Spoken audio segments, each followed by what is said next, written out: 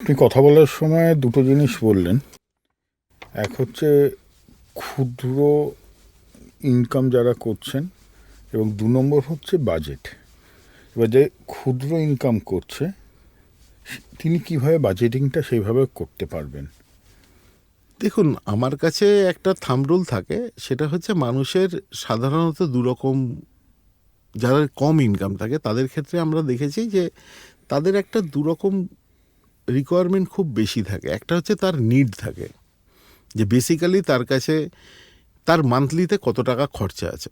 ঠিক। যে ধরুন তার বেসিক চাল ডাল দরকার, তার বেসিক ছেলেমেয়ের শিক্ষা দরকার, কি তার বেসিক যে ইন্টারনেট কানেকশান, ফোন দরকার, ফ্যামিলিতে যে টিভি দরকার বা যা কিছু দরকার, তার একটা বিল থাকে। যে কোনো লোক তার একটা বাজেট, তার নিড কতটুকু সেটুকু তৈরি করতেই পারে। যতটুকু যার ইনকাম তার নিডটাও সেরমভাবে হয়। এরপরে ধরো কিছু ওয়ান্টস থাকে, মানুষের কিছু শখ থাকে। কারোর ক্ষেত্রে একটু বেড়াতে যাওয়া হতে পারে, কারোর ক্ষেত্রে একটু সিনেমা যাওয়া হতে পারে, বা একদিন বাইরে খাওয়া হতে পারে। এই ধরনের কিছু জিনিস থাকে। তো আমরা সাধারণত বলি যে 50% মোটামুটি ধরুন যদি কারোর নিডসে খরচা হয়ে যায়, তাহলে 20-30% সে ধরুন তার ওয়ান্টসে খরচা করতে পারে। সেক্ষেত্রে তাকে একটা জিনিস রেস্ট্রিক্ট করতে হবে, যে ধরুন এখন ফুড ডেলিভারি অ্যাপ হয়েছে, হুম হুম হুম তো মানুষ খুব সহজে ঘরে বসে বসে রোজ রেস্টুরেন্টের খাবার খেতে পারে। কিন্তু সেটা না আপনার হেলথের জন্য ভালো, না আপনার পকেটের জন্য ভালো। কারেক্ট। তো সেক্ষেত্রে মানুষের ক্ষেত্রে এটাকে একটা রেস্ট্রিক্ট করা, যে না ঠিক আছে, আমার যে বাজেট আছে আমি তাতে মাসে 3 দিন এটা অ্যাফোর্ড করতে পারি, তো এটা মাসে 3 দিনই হবে। ঠিক আছে, মাসে 13 দিন কিছুতেই হবে না। যে আজকে এটা ইচ্ছা করলো আমি করে ফেললাম, সেটা আমি করব না। এই রেস্ট্রিকশানটা বাজেটিং করলে তৈরি হয়ে যায়। এবং তার ফলে কি হয়, তার কাছে যেটা ইনভেস্টেবল সারপ্লাসটা তৈরি করে। তার মানে আমি যদি আজকে 20% বা 25% আমি ওয়ানটে খরচা করেও ফেলি, তারপরেও আমার কাছে 25% টাকা থাকছে, যে টাকাটা আমি আরামসে বিনিয়োগের দিকে দিতে পারি। তো সুতরাং তার থেকে আমার একটা মানে ইনভেস্টমেন্ট হ্যাবিট তৈরি হবে। ন্যাচারালি আমি আজকের দিনে লং টার্ম ইনভেস্টমেন্টে যে কটা ইনস্ট্রুমেন্ট আছে তার মধ্যে মিউচুয়াল ফান্ড অগ্রণী। তো মিউচুয়াল ফান্ডে লোকে ইনভেস্ট করবে, লোকের একটা ইন্স্যুরেন্স করা উচিত। প্রত্যেকটা লোকেরই একটা, যদিও আমার মনে হয় এই ক্ষেত্রে তোমাকে আমি বলে রাখি সূর্য, যে ভারতীয় মার্কেট এখনও খুবই ইন্স্যুরেন্সে কিন্তু আন্ডার পেনিট্রেটেড। অ্যাকচুয়ালি ইন্স্যুরেন্স পলিসি অনেক লোকের আছে, কিন্তু তার লাইফ ভ্যালু অনুযায়ী পলিসি হয়তো মানুষ করে না। তো সেটাকে আমার মনে হয় দেখে নেওয়া উচিত, এবং এখানে যারা ইন্স্যুরেন্স অ্যাডভাইজার তাদেরও একটা বড় রোল আছে। আর বাদ বাকি যদি ধরুন বিনিয়োগের জন্য যে টাকাটা থাকা উচিত, সেই টাকায় তার একটা বিনিয়োগ করা, বিনিয়োগের জন্য যতটুকু আছে সেটুকু তার এসআইপি করা উচিত, বা তার টাকাটা জমানো উচিত ভবিষ্যতের দিকে গোল সেট করে আস্তে আস্তে। তার বাচ্চার লেখাপড়ার জন্য হোক, বা মানে হায়ার এডুকেশনের কথা বলছি আমি, হায়ার এডুকেশনের জন্য হোক, বা তার নিজের যদি কোনো দরকার থাকে, ধরো অনেক সময় থাকে কেউ একটা ফ্ল্যাট কিনতে চায়, তার ডাউন পেমেন্ট বা গাড়ি কিনতে চায়, বা যা বিভিন্ন ধরনের যার রিকোয়ারমেন্ট থাকে লাইফে, যে গোলগুলো থাকে। আর একটা গোল তো ধরো আমার তোমার সবারই আছে, সেটা হচ্ছে রিটায়ারমেন্ট গোল। একটা সময়ের পরে ধরো আমরা তো এটা সবাই এখন বুঝতে শিখেছি যে আমি চাই আর না চাই আমার বয়সও একদিন হবে এবং আমি কর্মক্ষম থাকবো না। তো সেই সময়ের জন্য তো আমাকে একটা রসদ জোগাড় করে রাখতে হবে। এবং আজকের এই প্রচণ্ড ডিমান্ডিং সিচুয়েশানে, যেখানে ধরো তোমাকে তোমার এই লাইফস্টাইল মেনটেন করা ইনফ্লেশনের জন্য প্রচণ্ড টাফ, ঠিক। সেখানে আমাকে অনেক ছোটোবেলা থেকে, অনেক আর্লি এজ থেকেই এগুলো নিয়ে প্ল্যান করা উচিত। আচ্ছা, তার মানে আপনি বলছেন যে যে কোনো লোকের যে ওয়ান্ট যেটা বলছেন, that is basically A part of, মানে ক্রিয়েট হয় আপনার ইম্পালসিভ বাইং থেকে, দেখে মনে হলো বা পাশের বাড়ির লোকের আছে। হ্যাঁ, আর কিছুটা তো এইসবগুলো কাজ করে সূর্য, তুমি যাই বলো তাই বলো। আজকের দিনে এইসবগুলো তো প্রচণ্ডভাবে ইনফ্লুয়েন্স হয়। দেখো, দুটো জিনিস খুব মানতে হবে। মানে আমার একটা ছোট মোবাইলে হয়ে যাচ্ছে, আমি একটা বড় মোবাইল কিনবো যেহেতু পাশের বাড়ি কারুকে আমি দেখেছি, ওটা লাগুক না, আর নাই লাগুক। সেটা তো আছেই। তার এইটাকে দেখো, আমরা তবুও বড়রা কন্ট্রোল করতে পারি। কিন্তু ধরো তোমার বাচ্চা স্কুলে গিয়ে দেখলো তার বন্ধুর কাছে কিছু একটা আছে, এবার তার মনে হলো এটা থাকা উচিত। আমাদের পক্ষে এইটা ম্যানেজ করা হয় সব থেকে বড় মুশকিল। আমরা ধরো নিজেদের মধ্যে তবুও ম্যানেজ করতে পারি, নিজেকে নিয়ে বোঝাতে পারি। কিন্তু তোমার বাচ্চা যদি এসে বলে যে আমার বন্ধুর কাছে এটা আছে, বাবা আমার এটা চাই, তো সেখানে আমরা অনেক হেল্পলেস হয়ে যাই। যাই হোক, সেগুলোকে আমাদেরকে নিজেদের জন্যই, নিজেদের ভবিষ্যতের জন্যই ম্যানেজ করে চলতে হবে। বাচ্চাদের সঙ্গে কমিউনিকেশনটাও খুব ট্রান্সপারেন্ট রাখা দরকার, যে আমরা কি অ্যাফোর্ড করতে পারি এবং সেটা নিয়ে পরিষ্কার ধ্যান ধারণা দিয়ে তাদের সঙ্গে মানে আমার যেটা মনে হয় সেটা হচ্ছে যে আমরা যেন প্রত্যেকের প্রতি মানে ওইরকমভাবে বলতে পারি যে দেখো এটা ট্রু পিকচার আমাদের, সুতরাং আমরা এটা অ্যাফোর্ড করতে পারি আর এটা আমরা অ্যাফোর্ড করতে পারি না। তাতে কি বাচ্চারাও বুঝতে পারবে যে না কোনটা কি করা উচিত কোনটা করা উচিত না। তার মানে কি আপনি বলতে চাইছেন ওই ফিনান্সিয়াল লিটারেসি, আমি ইনক্লুশন বলছি না, ফিনান্সিয়াল লিটারেসি কি একেবারে ছোটবেলা থেকে শুরু করে দেওয়া উচিত? লোকে যেমন অ্যাবসলিউটলি শুরু করে দেওয়া উচিত। দেখো এটা তো আজকের দিনের রিয়েলিটি, এটা আমরা কেউ মানি না মানি, টাকা পয়সা জমানোর ক্ষেত্রে মানুষের যে প্রয়োজন বোঝা সেগুলোকে আগে থেকে চিন্তা করা বা সেগুলোকে আগে থেকে অ্যাসেস করে তার জন্য মেন্টালি রেডি হওয়া। ইভেন ধরো আমি বলবো যে ইনিশিয়াল লেভেল থেকে ফ্রম ভেরি বিগিনিং ধরো ব্যাঙ্ক অ্যাকাউন্ট থাকা, ব্যাংকের সম্বন্ধে আইডিয়া হওয়া, এইগুলো তো খুবই জরুরি। আচ্ছা, এখন তো সরকারের পক্ষ থেকে বিভিন্ন গ্রামগঞ্জেও তো ব্যাংকের শাখা খুলে দেওয়া হয়েছে। হ্যাঁ, সে তো নিশ্চয়ই। সেটাও কি এই মিউচুয়াল ফান্ড বা বিনিয়োগের জার্নিতে হেল্প করছে? অবশ্যই হেল্প করছে সূর্য। দেখো ব্যাংকিং এখন একটা জায়গা যেটা ধরো খুব বেসিক নিডের জায়গায় চলে গেছে। ব্যাংকিংয়ের আওতায় এত লোক চলে এসছে এবং রোজ কিছু করে লোক আসছে, যাতে আজকে সরকারের বিভিন্ন ধরনের স্কিমের পয়সা বলো বা ধরো এই বিনিয়োগ জার্নি বলো বা লোকের টাকা সেভ করা, রেকারিং ডিপোজিট করা, সব রকম দিক থেকেই তো ব্যাংক উপযোগী হচ্ছে না। তো ন্যাচারালি মানুষের মধ্যে ব্যাংকিংয়ের প্রতি মানে যে ব্যাংকের যে বিভিন্ন জায়গায় ব্রাঞ্চ খুলছে বা ব্যাংক যে বিভিন্ন জায়গায় অ্যাক্সেসেবল হচ্ছে মানুষের কাছে, এটা তো ডেফিনেটলি অনেক বড় হেল্প করছে।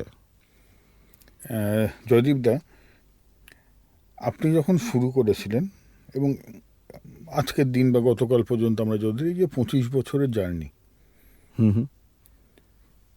তো এর মধ্যে একটা অদ্ভুত পরিবর্তন আমি সবসময় দেখতে পাই, যেহেতু আপনি 25 বছর প্রায় ফিল্ডে রয়েছে, বলো না, যে ইয়াং জেনারেশনের মধ্যে আগে যেটা ছিল আনএমপ্লয়মেন্ট প্রবলেম, আমাদের সময় ছিল, আপনাদের সময়ও ছিল, এবং এখনও একই জিনিস আমরা দেখতে পাই। কিন্তু আপনি একটা ওই মাসের শেষে SMS পাওয়ার স্বাচ্ছন্দ্যকে ছেড়ে একটা নিজেকে জবলেস দেখার জন্য একটা ওই রোম্যান্স, বোধহয় ওটা ছিল কিনা জানি না, কিন্তু রোম্যান্স তো বলা যায় না জবলেসটাকে, কিন্তু আপনি ইচ্ছা করে ওটা করেছিলেন এবং পরবর্তীকালে আবার জিরো থেকে না মাইনাস থেকে শুরু করেছিলেন, করে এত বড় একটা সাম্রাজ্য গ্রহণ করেছেন। শুধু তাই না, লোকজনকে চাকরি দিয়েছেন, মানে রাদার এমপ্লয়মেন্ট ক্রিয়েট করেছেন। এখনকার দিনে লোকেদের মধ্যে সেই ট্রেন্ডটা কীরকম দেখতে পান? না, সেই ট্রেন্ডটা আমরা এখনকার দিনের লোকেদের মধ্যে আমাদের সময়ের থেকে বেশি দেখতে পাই। আমার কথা যেটা আমি বললাম, মানে অতীতে আমি কি করেছি, সেক্ষেত্রে রোমান্টিসিজম তো একদমই নয়। তুমি বলতে পারো যে আমি কিছুটা মানে তখনকার দিনে মানে উপায়ান্তর না দেখেই আমি নিজে চিন্তা করেছিলাম যে আমার নিজেকে কিছুটা সময় দেওয়া উচিত, এবং সেখান থেকে অ্যাকচুয়ালি জিনিসটা শুরু হয়েছিল। আমার পরেও অনেকে এরমভাবে এগিয়ে এসছে এবং আরও দিনে আরও লোক এগিয়ে আসবে। সাধারণত দেখো আমাদের বাঙালির মধ্যে একটা ঝুঁকির সম্বন্ধে, রিস্কের ব্যাপারে একটা অ্যাভার্সনেস তো আছে। আমরা অ্যাকচুয়ালি চাকরি করাকে খুব বেশি পছন্দ করি। তো সেই দিক থেকে দেখলে দেখো হঠাৎ করে আমরা বিজনেস করব বা বিজনেস শুরু করব এরকম চিন্তা হয়তো বাঙালির ফ্যামিলির মধ্যে আজকেও খুব কম, কেন যারা ব্যবসা করে তাদের ছেলেমেয়েরাই সাধারণত ব্যবসার দিকে আসতে চায়। কিন্তু সেক্ষেত্রে আমি বলবো যে এইসব দিকে যেহেতু সার্ভিস সেক্টরে একটা গ্রোথ আছে এবং সার্ভিস সেক্টরে কাজটা করার কিছু সুবিধাও আছে এবং হ্যাসেলসও অনেক কম, সুতরাং এটা তো ঠিকই যে তুমি যদি আজকে নর্থ চব্বিশ পরগনার শুধু এআরএনের লিস্ট দেখো, তাহলে তুমি দেখবে যে প্রচুর ছেলে মেয়ে এআরএন নিচ্ছে এবং তারা নিজেদের ব্যবসা নিজেদের মতন করে শুরু করার চেষ্টা করছে। হ্যাঁ, ঠিক আছে, চেষ্টা করলে কিছু লোক হয়তো সফল হচ্ছে, কিছু লোক হয়তো ততটা সফল হতে পারছে না, বাট এটা তো ঠিক যে আজকের দিনেও প্রচুর লোক এই প্রফেশনে আসছে, বিকজ সবাই বুঝতে পারছে যে এটা একটা প্রফেশন তৈরি হয়েছে যেটা লাস্ট 20 ইয়ার্সে ধরো মানুষের কাছে এসছে। সুতরাং এখানে তো প্রচুর লোকের কাছে অপরচুনিটি আছে, আগামী দিনেও থাকবে। কারণ দেখো দিনকে দিন আরবানাইজেশন বাড়বে, শহর বাড়বে, লোক বাড়বে, ইন্ডাস্ট্রিও বাড়বে টুকটাক, লোকের কাছে পয়সাও থাকবে, সুতরাং এইটা তো থাকবে, এই প্রয়োজনটা তো মানুষের থাকবেই। কিন্তু এই নর্থ 24 পরগনা যেমন আস্তে আস্তে নাম্বার অফ ডিম্যাট অ্যাকাউন্ট হোক বা নাম্বার অফ সিপ হোক বা টোটাল AUM আপনাদের ভাষা যাকে বলে, অনেকটাই ওপরে উঠে এসছে। অন্যান্য জেলাগুলোর তো সেই অবস্থায় অতটা ভালো জায়গায় নেই হয়তো, কলকাতাকে আর হাওড়াকে বাদ দিয়ে যদি বলি। তো সেই জায়গাগুলোতে না থাকার কারণ এবং নর্থ 24 পরগনা হওয়ার কারণটা কি? না, এটা অনেক সময় এরকম হয় হয়তো যে ধরো সেইখানকার যে মানে গ্রামীণ এরিয়াগুলো, ধরো দেখো নর্থ 24 পরগনা একটা মেজরলি আরবানাইজড ডিস্ট্রিক্ট, যেখানে কিন্তু সারা পশ্চিমবঙ্গের সব জেলাগুলো সেরকম না। কিন্তু সেখানেও ধরো প্রচুর জেলার মধ্যে এখন ধরো তুমি হুগলিতে বলো বা ধরো আমি তোমাকে বলতে পারি মেদিনীপুরে বলো, এখন তো প্রচণ্ড প্রচণ্ড ভালো রকম কাজ হচ্ছে। আর বিশেষ করে আমি তোমাকে বলছি যে তুমি যেটা দেখছো ডেটা, তার মধ্যে একটা বড় সেক্টর ডেটা এখন আছে, সেটা হচ্ছে তোমার ব্যাংক অ্যান্ড ফাইন্যান্সিয়াল ইনস্টিটিউশনসের কাজ। ব্যাংকরা কিন্তু এখন প্রচুর পরিমাণে মিউচুয়াল ফান্ডে বিনিয়োগ করাচ্ছে। আচ্ছা জয়দীপ দা, আরেকটা কথা আমাকে বলুন, এই যে আপনি একটু আগে বলছিলেন যে এখন অনেক অল্প বয়সী ছেলেরাও এই ব্যবসায় এগিয়ে আসছে, কিন্তু গ্রামগঞ্জের দিকে এটা পেনিট্রেশনটা কতখানি, বা পুরুষ মহিলা এইভাবে যদি আমরা ভাগাভাগি করি, সঞ্চয় প্রবণতাটা আপনি কি দেখেছেন? কারণ আপনি যে বিশাল একটা ক্লায়েন্টেল নিয়ে বসে আছেন, তার মধ্যে যে প্রত্যেকে, আপনি যত আরবানাইজেশন বলুন, বহুত নর্থ 24 পরগনার প্রত্যন্ত জায়গাও রয়েছে। হ্যাঁ, সে তো থাকবেই। তো সেইগুলোকে মানে তারা কিভাবে বিনিয়োগ করছে, ওনারা কি বিনিয়োগ করছেন কি না দেও পঞ্জি স্কিম বাদ দিয়ে? না না, তুমি যেটা ভাবছো এখন ব্যাপারটা একটু একটু করে বদলাচ্ছে, তার কারণ এটার একটা মেজর কাজ হচ্ছে যে ব্যাংকগুলো, যেখানে ধরো তোমাকে যেটা বলছিলাম যে জিরো ব্যালেন্সে অ্যাকাউন্ট হচ্ছে বা এরম থেকে, এবং ব্যাংকগুলোও বিভিন্ন রকমভাবে আস্তে আস্তে এই SIP কিরমভাবে করে সেগুলোর উপর করছে। তাছাড়া ধরো আমার মতন যারা আরও বাদ বাকি যারা আছে তারা তো কাজ করছেই, ঠিক আছে।